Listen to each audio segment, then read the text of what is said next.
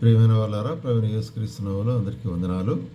మరి ఈ దినం కూడా మనకు వాక్య భాగం కొరకై మత్తయి సువార్త 11వ అధ్యాయంలో నుంచి ఒక 2 వచనాలు చదువుకుందాము. మరి యేసుక్రీస్తు నామములో మిమ్మల్ని అందరినీ కూడా ప్రేమతో ఈ యొక్క వీడియో మెసేజ్ కొరకై ఆహ్వానిస్తున్నాను. దయచేసి మరి వాక్యాన్ని విని ధ్యానించి దాని ప్రకారం వెంబడించుటకు ప్రభు మనకు సాయం చేయను గాక. మత్తయి సువార్త 11వ అధ్యాయము 28వ వచనం. ప్రయాసపడి భారం మోసుకొనిచున్న సమస్త జనులారా, నా యొద్దకు రండి, నేను మీకు విశ్రాంతిని కలుగజేతును. నేను సాత్వికుడను, దీనమనసు గలవాడను కనుక మీ మీద నా కాడి ఎత్తుకొని నా యొద్ద నేర్చుకునుడి, అప్పుడు మీ ప్రాణములకు విశ్రాంతి దొరుకును. ఎలైనగా నా కాడి సులువుగాను నా భారము తేలికగాను ఉన్నది. ఇక్కడ యేసు ప్రభు మరి ఒక ఆహ్వానాన్ని ఇస్తుంటున్నాడు. ఏంటంటే, ప్రయాసపడి భారం మోసుకునిచున్న సమస్త జనులారా, నా యొద్దకు రండి, నేను మీకు విశ్రాంతిని కలుగజేస్తున్నట్టున్నాడు. ఈ లోకంలో మరి ప్రయాసంతోనూ శ్రమతోనూ మరి కష్టాలతో మరి ముందుకు సాగుతున్నటువంటి యొక్క జనులు వారి యొక్క మరి జీవితంలో ఉండేటువంటి యొక్క ఎంతో మరి కష్టమైనటువంటి పరిస్థితుల నుంచి వెళ్ళేటప్పుడు దాన్ని ఏమంటారంటే, ఎక్కడ చూసినట్లయితే భారం. ఏం భారం అది? ఆత్మలో భారము, శరీరంలో భారము, అట్లాగే వారి యొక్క తలంపుల్లో భారము, అన్నీ కూడా మరి పాప భారం మోసుకొనిచున్న సమస్తమైన వాళ్ళారా నా ఇద్దరికి రండి అంటున్నాడు. ఎందుకంటే ఆయన మనకు ఆ భారం తీసివేసి విశ్రాంతిని అనుగ్రహించేవాడుగా ఉంటున్నాడు. కాబట్టి ఇక్కడ మనకు మరి ఆయన బయలుపరిచే కార్యం ఏంటంటే, నేను సాత్వికుడను, దీనమనస్సు గలవాడును కనుక మీ మీద నా కాడి ఎత్తుకొని నా యొద్ద నేర్చుకొనుడి. కాడి యోక్, కాడి ఎత్తుకుంటే, కాడి అంటే ఎప్పుడే కానీ ఒక బరువు సాదృశ్యం ఉంటుంది. కాడి ఎత్తుకున్నట్టు అంటే ఆ బరువు మనం మన మెడ మీద పెట్టుకున్నప్పుడు, మన భుజం మీద పెట్టుకున్నప్పుడు అది మరి దాన్ని సరైన విధముగా నడిపించే దాని కొరకే ఉంటుంది కాడి. ఇప్పుడు ఎద్దులు మరి కాడి దాన్ని చూస్తున్నాము. 2 ఎద్దులకు కాడి దాని మీద పెట్టేసి దానికి ఒక బండి కడతారు, ఎద్దుల బండి.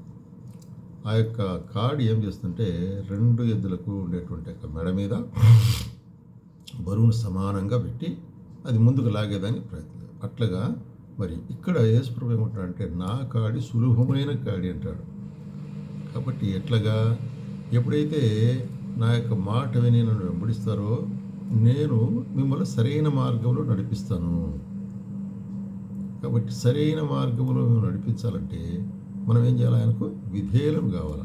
ఆయన మాట మనం వినవలసిన వారు ఉంటున్నాము, ఆయన ఆజ్ఞను మనం అంగీకరించవలసిన వారు ఉంటున్నాం. కాబట్టి ఇదేంటంటే విధేయత అనేటువంటి కాడి. కాబట్టి ఇక విధేయత అనే కాడి ద్వారా మనం ఏం చేస్తామంటే మన ప్రాణాలకు విశ్రాంతి దొరుకును. ఆయన విశ్రాంతిని ఇచ్చేవాడుకుంటున్నాడు. శ్రమ, కష్టము, బాధ ఇటువంటి సందర్భాల్లో విశ్రాంతి అనేటప్పుడు అది ఎంతో మరి ఆశించదగినదిగా ఉంటుంది జీవితాల్లో. విశ్రాంతి దొరుకుతాన్ని, కాబట్టి నెమ్మది దొరుకుతాన్ని, లేక సమాధానం దొరుకుతాన్ని విశ్రాంతి అంటే. కాబట్టి యేసు ప్రభు ఇక్కడ ఆహ్వానించే కార్యం ఏంటంటే, ఎవరెవరైతే ఆయన పిలుపునకు విధేయులవుతావో ఆయన వెంబడించేదానికి ఆయన మనకు ఏం చేస్తాడంట? నేర్పించేవాడుకుంటున్నాడు. అందుకొరకు ఏమంటాడు చూడండి, ఇక్కడ చూసినట్టు చేయాలనగా నా కాడి సులువుగాను నా భారం తేలికగా ఉంటుంది. ఎందుకంటే ఆయన మన మీద కాడి మోపుతుంటున్నాడంటే అర్థం ఏంటి? మన మీద ఇప్పుడు కాడి ఉంటుంది కదా, కాడి అనేటువంటిది ఒక మానము, అది ఒక మానుగా ఉంటుంది, ఒక కర్రగా ఉంటుంది. ఒక పక్క మనం ఉంటాము, ఇంకొక పక్క ఎవరు ఉంటారు? యేసు ప్రభు ఉంటాడు. అది అక్కడ ఉండేటువంటి అర్థం. మరి మన భారం అంతా సులువుగా చేయాలంటే ఆయన మన భారాన్ని మోసేవాడుకుంటున్నాడు. గమనించారండి? ఎట్లాగా 2 పక్కల 2 ఎద్దులను కట్టి కాడిని మోపుతారో అదేవిధంగా ఒకవైపు మనము, ఇంకొక వైపు ప్రభు నా కాడి అంటున్నాడు. ఆయన మన మీద ఎత్తుకున్నప్పుడు ఎట్లా ఉంటుందంట? కాడి బరువుగా ఉంటుంది కదా. అయితే ఏమంటాడు ఇక్కడ చూసినట్టయితే, నా కాడి సులువుగా ఉంటుంది, భారం లేదంటాడు. అది ఇది భారం లేదంటే ఆయన భరించేవాడుకుంటున్నాడు. ప్రేమైన వాళ్ళారా, ఈ రహస్యాన్ని మనం ఎరగాలి. యేసు ప్రభు యొక్క మాటను అంగీకరించి ఆయనకు మనం విధేయులమైనట్లయితే ఆయన మన భారాన్ని, మన బరువును అంతా కూడా తీసివేసి ఎట్లా చేస్తాడు? మనం చూసినట్టయితే సులువుగా చేసి, తేలికగా చేసి మన ప్రాణాలకు విశ్రాంతినిచ్చేవాడుగా ఉంటున్నాడు. కాబట్టి ఇది ఈ కాడి యేసుక్రీస్తు యొక్క కాడి ఎటువంటి ఎట్లాగని అది విధేయత ద్వారా వచ్చేటువంటి కాడి, విధేయత ద్వారా వచ్చేటువంటి కాడి. అట్లాగే మనం ద్వితీయోపదేశ కాండంలో ఇంకొక కాడిని గురించి ఇక్కడ చూస్తాం. చూడండి, ద్వితీయోపదేశ కాండము 28వ అధ్యాయం. ద్వితీయోపదేశ కాండము 28వ అధ్యాయంలో మనం గమనించినట్లయితే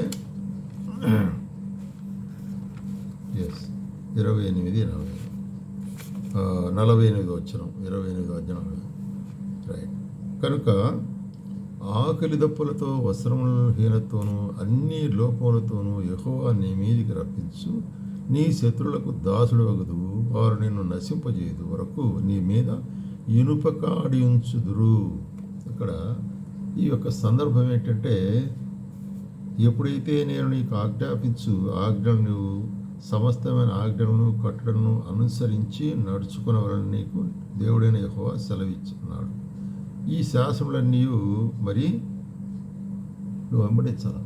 అట్లా వెంబడించకపోతే, ఆయన ఆజ్ఞలు వెంబడించకపోతే ఏమొస్తుంది అంటున్నాడు? నీకు దేవుడు సెలవిచ్చిన ఈ మాటలు వినని ఎడల శాపములన్నీ నీకు కలుగును.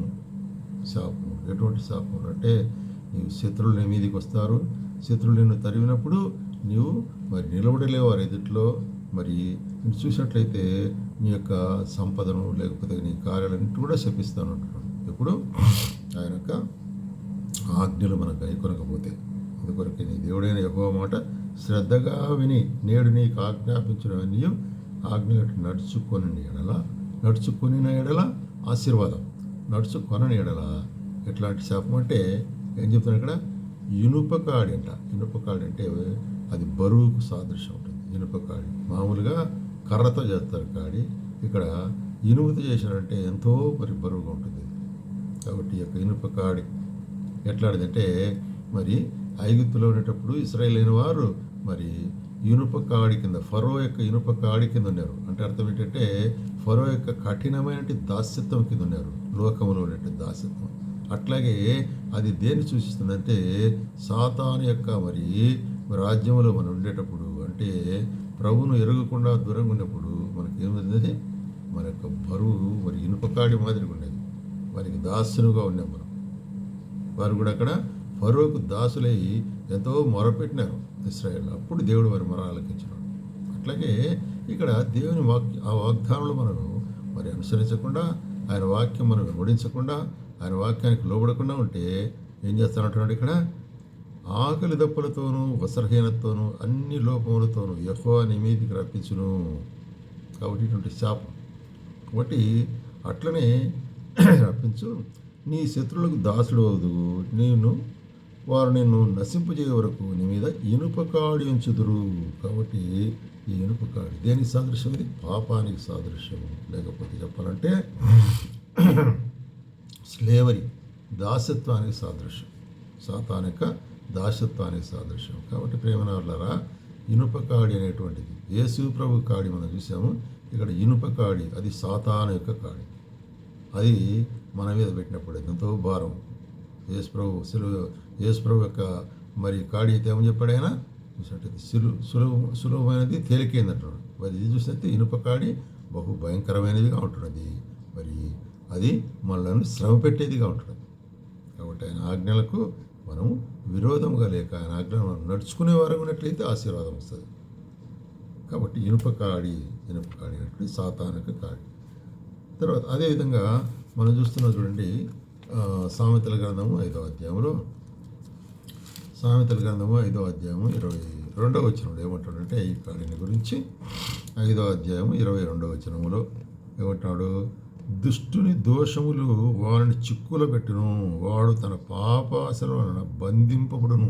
కాబట్టి దుష్టుడు బంధించబడతాడు అంటే వాని మీద బలమైన భారం మోపబడుతుంది. ఎందుకంటే దుష్టుని దోషములు వారిని చిక్కున పెట్టును. కాబట్టి మన దోషములు లేక మన పాపములు మన చిక్కులు పెట్టేది కూడా దాన్ని ఇనుపకాడి అంటారు అన్నమాట.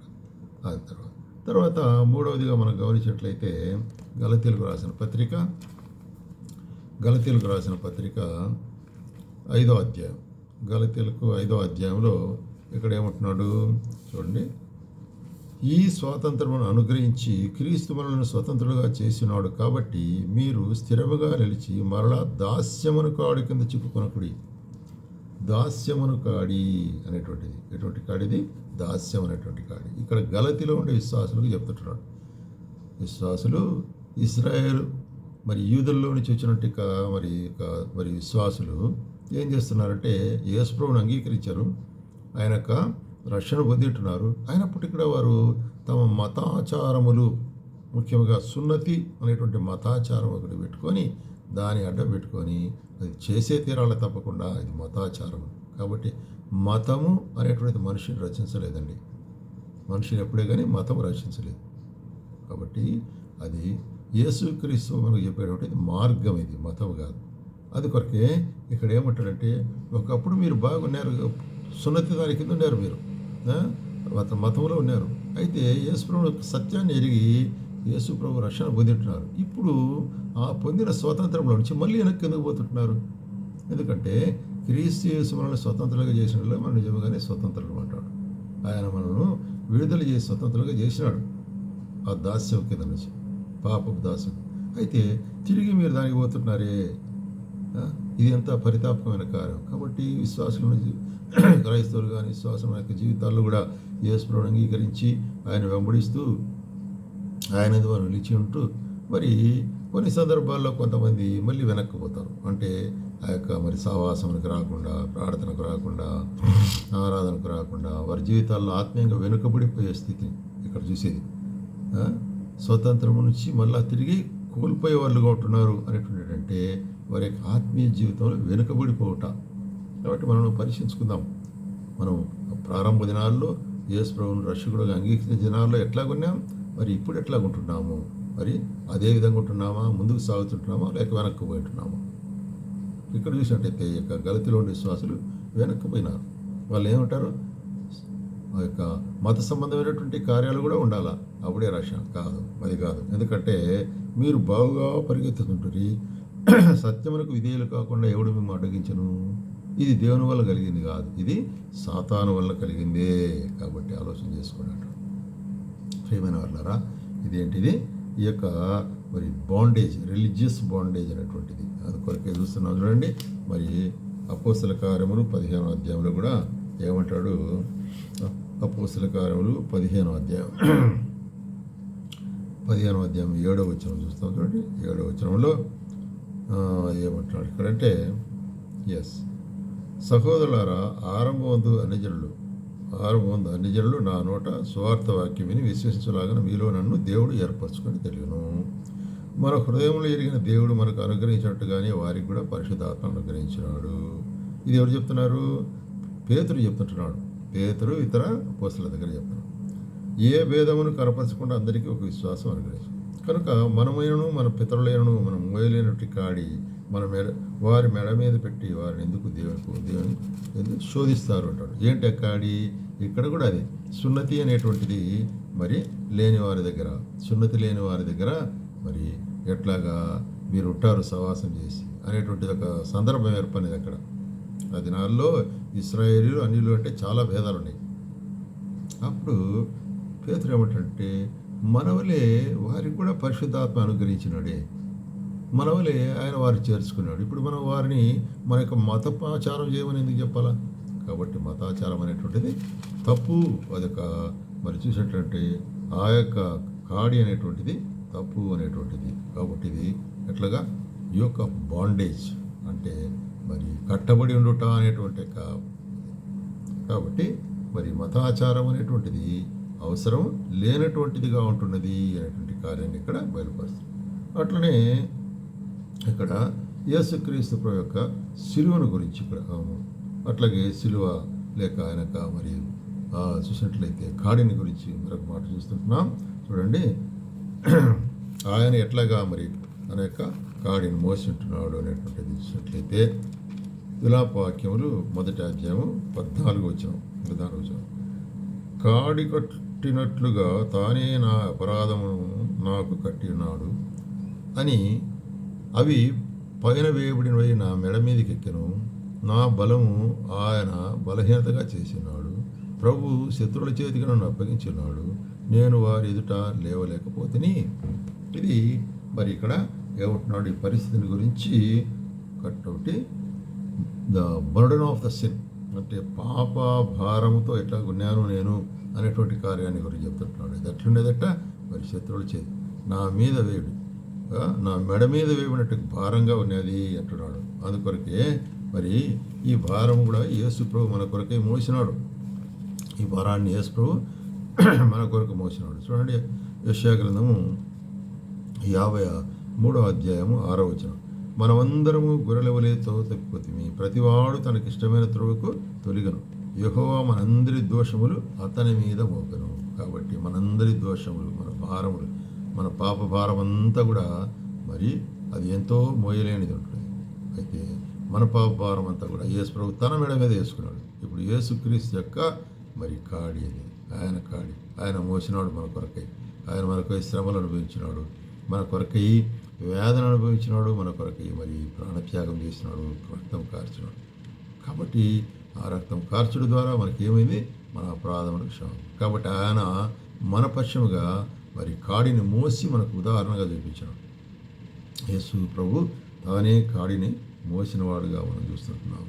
అట్లాగే మనం చూసినట్లయితే తిమోతికి రాస్తాం, మొదటి తిమోతి పత్రిక 6వ అధ్యాయంలో ఏమంటాడంటే ఈ యొక్క కాడిని గురించి. మొదటి తిమోతి పత్రిక 6వ అధ్యాయము మొదటి వచనం ఏమంటున్నాడు ఇక్కడ, దేవుని నామమును ఆయన బోధను దూషింపబడకున్నట్లు దాస్యమును కాడి కింద ఉన్నవారందరూ తమ యజమానులు సంపూర్ణమైన ఘనతకు పాత్రని ఎంచవలను. కాబట్టి దాస్యము అనేటువంటి వారు మరి పూర్వ దినాల్లో దాసుడు స్వతంత్రుడు అనేటువంటి కార్యం ఉన్నది ఇశ్రాయేలు దినాల్లో. దాని గురించి చెప్తుంటున్నాడు ఇక్కడ మరి అపోస్తలుడు పౌలు తిమోతికి రాస్తూ. దాసుడు అంటే కొనబడిన వాడు, యజమానుడు కొంటాడు. అట్లాగే మనము యేసుక్రీస్తు ప్రభు ద్వారా కొనబడి ఉంటున్నాము. మునుపు సాతానిక దాసులుగా ఉన్నాము, వానికి దాస్యత్వం చేసేవాలనుకుంటున్నాము. అయితే ఇప్పుడు తన స్వరక్తము ద్వారా క్రీస్తు యేసు మనను కొన్నాడు. కాబట్టి మనం దాస్యం అనే కాడి కింద ఇప్పుడు లేము, మనకి ఇప్పుడు స్వతంత్రులుగా ఉంటున్నాము. కాబట్టి ఇక దాస్యం అనే కాడి. కాబట్టి ఇప్పుడు చెప్పాలంటే మరి పరిచర్య అనేటువంటి దాంట్లో దాస్యమును కాడి కింద ఉన్నవారందరూ తమ యజమాను పూర్ణమైన ఘనతకు పాత్రలు ఎంచవాడు. విశ్వాసులను యజమానులు గల దాసులు తమ యజమానులు సహోదరులని వారిని తృణీకరింపక వారి సేవాఫలం పొందుచు విశ్వాసులు ప్రియులై ఉన్నారని మరి ఎక్కువగా వారికి సేవ చేయదము. ఈ సంగతి బోధించు వారిని హెచ్చరించుము. కాబట్టి మరి విశ్వాసులైన వారు యజమానుడు ఉన్న వారికి సేవ చేస్తే అధికంగా దేవునికి సేవ చేసినట్టుంటుంది. కాబట్టి వారు నమ్మకంగా శ్వాసం పడాలి. కాబట్టి దాస్యం అనే కాడి, ఇక్కడే దాస్యం అంటే ఇది దేవునికి దాసులుగా ఉండటం అనేటువంటిది, సాతానుకు దాసుడు కాదు. కాబట్టి దేవునికి దాసులు మనం కదా, ఆయన రక్తం చేత కొనబడిన వారముగా మన స్వతంత్రాన్ని మనం పొంది ఆయనకు దాసులమైంటున్నాం. కాబట్టి ప్రేమ సహోదరి, మనము యేసుక్రీస్తు ప్రభు దాసులమైంటున్నాము, లేక యేసుక్రీస్తు ప్రభు యొక్క పరిచయం చేయటకు మనం పిలువబడిన వారు అనుకుంటున్నాము. ఆయన నామాన్ని మనం కనపరిచేదాని కొరకై, ఆ నామాన్ని మనం ప్రకటించేదాని కొరకై చేసినప్పుడు అది మరి ఈ దాస్యత్వం అనేటువంటిది, క్రీస్తు కాడి అనేటువంటిది మరి సులభమైనదిగా ఉంటున్నది, తేలికగా ఉంటున్నది, విశ్రాంతి అనుగ్రహించేదిగా ఉంటుంది. కాబట్టి ఇటువంటి యొక్క కాడి మనం మోసేదాన్ని సిద్ధపరచుకోవాలి. కాబట్టి మనం 5 రకాలైన కాడి చూసినాం. మొదటిగా అది మరి దీనత్వం వహించే కాడి, దీనత్వం వహించినట్లయితే. అట్లాగే చూసినట్లయితే మరి పాపము లేక మరి దాస్యత్వం, స్లేవరీ అనేటువంటి కాడి. తర్వాత మరి ఈ మత సంబంధమైన ఆచారములు అనేటువంటి కాడి మనను ప్రొంగదీసేది. అట్లాగే యేసుక్రీస్తు ప్రభువే తానే ఎట్లాగా కాడిని మోసినాడు అనేటువంటి కార్యం మనం చూస్తాం. అట్లాగే మరి ఆయన నామం వహించటం, మనము ఆయన కాడిని అంటే ఆయన యొక్క పరిచయను మనం వెంబడించి మోయట అనేటువంటి కార్యాన్ని మనం చూస్తున్నాం. ఆ విధంగా మోసేవారికి ఆశీర్వాదం ఉంటున్నది. కారణం ఏమంటే ఆయన మన మీద వచ్చినట్టు భారము అది భారం కాదు, తేలిగ్గా ఉంటుందంట. కాబట్టి నా కాడిని ఎత్తుకొని మీరు నా యొద్ద నేర్చుకుని అంటాడు. ఆయన నేర్పిస్తాడు, అది సులువుగా తేలిగ్గా ఉంటుంది. ఆ విధంగా మరి దాన్ని వెంబడించి మనం నేర్చుకుంటూ ప్రభు మనకు సహాయం చేయడుగా.